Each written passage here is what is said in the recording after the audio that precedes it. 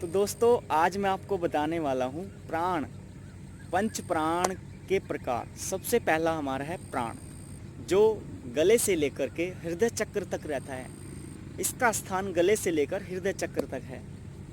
और दूसरा है अपान। अपान नाभि चक्र से लेकर पैरों के तलवे तक का स्थान होता है। प्राण, अपान।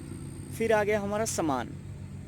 समान का स्थान हृदय चक्र से लेकर नाभि चक्र तक पाया जाता है। उदान, जो ऊर्ध्वगामी होता है, जिसका तात्पर्य है कि वह ऊपर की ओर बढ़ता है, जिसका स्थान गले से लेकर के सर तक होता है। जो ये यहाँ पर हमारे एक बचपन में छोटा सा गड्ढा होता है, हल्का सा बिल्कुल नरम नरम होता है, वो ब्रह्मरंध्र कहा जाता है। तो वहाँ तक इसका स्थान है। और प्राण, अपान, समान, उदान और व्यान, पांचवा प्राण है हमारा व्यान। व्यान का स्थान पूरे शरीर में होता है, यह पूरे शरीर में पाया जाता है। तो दोस्तों इन पंच तत्वों का, पंच प्राणों का कैसे हम सुधार करें, क्योंकि हमारा शरीर इन्हीं के ऊपर निर्भर रहता है। पूरा शरीर, क्योंकि ये पूरे शरीर में समाये हैं, पूरा शरीर का एक नियामक रूप से संचालन करते हैं। तो इनको सुचारू रूप से चलाने के लिए, शरीर के अंगों को अच्छा रखने के लिए हमने अपने पंच प्राणों को अच्छा बनाना पड़ेगा। तो उसके लिए क्या आवश्यक है, देखिए प्राण साधना मैं आपको बहुत सहज शब्दों में, सरल शब्दों में बताने चाह रहा हूँ। प्राणों की एक साधना, प्राणायाम करना, ये बहुत ज़रूरी है आज के टाइम में। अगर आपको स्वस्थ रहना है, इम्यूनिटी पावर को बढ़ाना है, आत्म बल को बढ़ाना है और अंदर से एक उत्साह, एक ओज पैदा करना है, तो मेरे भाइयों, मेरे मित्रों, आपको प्राणायाम करना चाहिए। और इन पंच प्राणों के बारे में जानकर, समझकर और अपने जीवन में प्राणायाम का जो है लाभ लेना चाहिए। महर्षि पतंजलि कहते हैं, प्राणायाम की परिभाषा देते हुए, तस्मिन् सति श्वास परश्वास योर गति विच्छेद प्राणायामः। यानी कि इसका मतलब क्या है, जो हम श्वास और प्रश्वास ग्रहण करते हैं, श्वास का मतलब होता है प्राणवायु को अंदर लेना, प्रश्वास का मतलब है प्राणवायु को बाहर निकालना। तो इन दोनों की गति को रोकना, इन दोनों की गति को नियंत्रण करना, अपना एक कंट्रोल लाना इन पर। जब श्वास ऑटोमेटिक चलता है, देखिए आपका पूरा दिन आप जब काम करते हैं तो आपका कोई ध्यान इन पर नहीं रहता।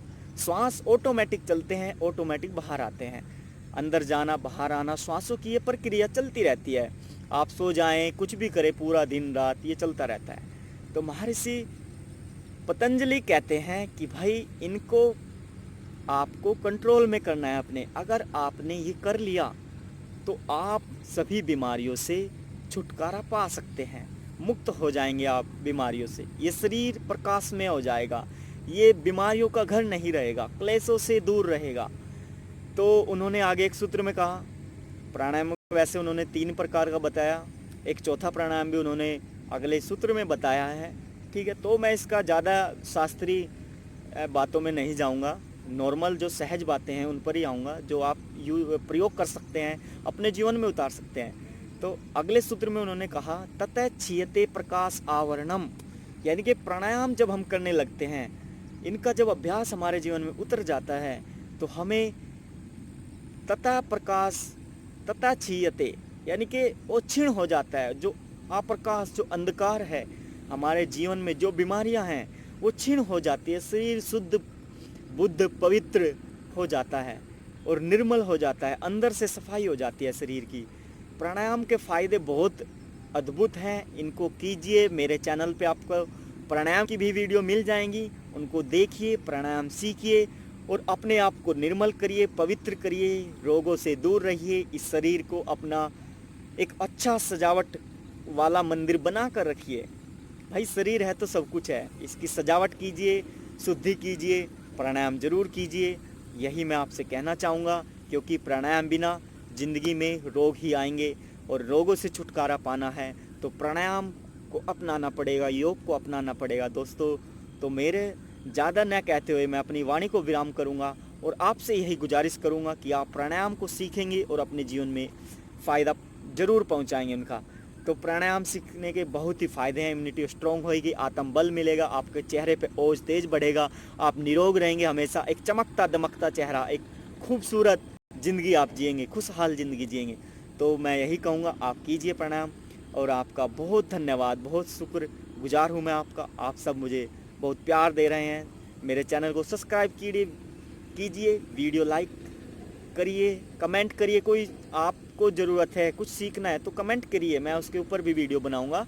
और इन वीडियो को बहुत ज़्यादा शेयर कीजिए। स्वदेशी को बढ़ावा देना है तो भाइयों, हमें योग, आयुर्वेद, प्राणायाम, इन सब पर आना पड़ेगा, अपनी प्राचीन संस्कृति पर आना पड़ेगा।